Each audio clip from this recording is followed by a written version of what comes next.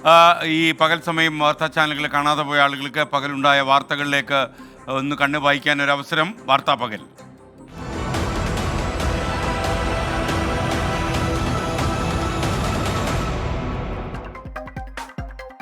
രാജ്യസഭാധ്യക്ഷൻ ജഗദീപ് ധൻഖറിനെതിരെ രൂക്ഷ വിമർശനവുമായി ഇന്ത്യ മുന്നണി.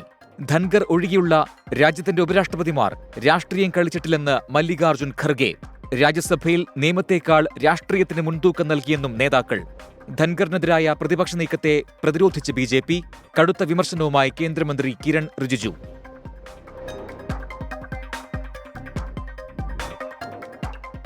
അനധികൃത ഫ്ലക്സ് ബോർഡുകൾ നീക്കുന്നതുമായി ബന്ധപ്പെട്ട് സംസ്ഥാന സർക്കാരിന് വീണ്ടും ഹൈക്കോടതിയുടെ വിമർശനം. രാഷ്ട്രീയ പാർട്ടികളുടെ ബോർഡുകൾ നീക്കം ചെയ്തതിന്റെ കണക്കുകൾ ആവശ്യപ്പെട്ടു.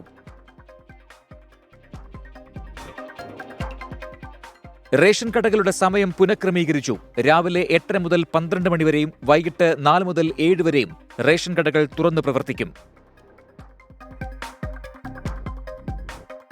ആലുവ സ്വദേശിയായ നടിയുടെ ലൈംഗികാതിക്രമ പരാതിയിൽ നടനും സംവിധായകനുമായ ബാലചന്ദ്രമേനോന് മുൻകൂർ ജാമ്യം.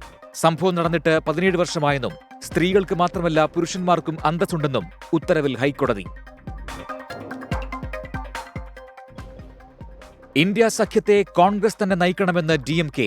രാജ്യത്തുടനീളം വേരോട്ടമുള്ള പാർട്ടി എന്ന നിലയിൽ കോൺഗ്രസ് തന്നെയാണ് മുന്നണിയെ നയിക്കേണ്ടതെന്ന് DMK വക്താവ് TKS ഇളങ്കോവൻ 24നോട്. സ്ത്രീധന നിരോധന നിയമം ദുരുപയോഗം ചെയ്യുന്നതിന് എതിരെ സുപ്രീംകോടതി. വ്യക്തിപരമായ പകപോക്കലിന് നിയമം ഉപയോഗിക്കുന്നുവെന്ന് നിരീക്ഷണം. പ്രതികാരത്തിനായി നിയമം ഉപയോഗിക്കുന്നതിന് എതിരെ ജാഗ്രത വേണമെന്നും ജസ്റ്റിസ് BV നാഗരത്ന അധ്യക്ഷയായ ബെഞ്ച്. കാബൂളിൽ ചാവേർ ആക്രമണത്തിൽ അഫ്ഗാനിസ്ഥാനിലെ അഭയാർത്ഥികാര്യമന്ത്രി കൊല്ലപ്പെട്ടു. ഖലീലുർ റഹ്മാൻ ഹഖാനി കൊല്ലപ്പെട്ടത് മന്ത്രാലയത്തിനുള്ളിൽ നടന്ന സ്ഫോടനത്തിൽ. മരിച്ചത് തീവ്രവാദ സംഘടനയായ ഹഖാനി നെറ്റ്വർക്കിന്റെ സ്ഥാപകൻ ജലാലുദ്ദീൻ ഹഖാനിയുടെ സഹോദരൻ.